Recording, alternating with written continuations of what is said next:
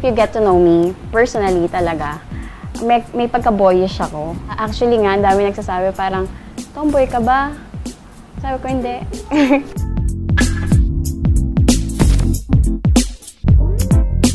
There's one thing na sinabi sa akin na talagang tumatak sa isip ko kasi natutuwa ako. Parang sabi niya sa akin, kailangan ko daw ng payong. Kasi inuulan daw ako ng kagandahan. Gusto ko kiss talaga para hindi naman kasi di ba parang pagdiretso agad doon, parang hindi naman nakakababa yun. I love to be on top.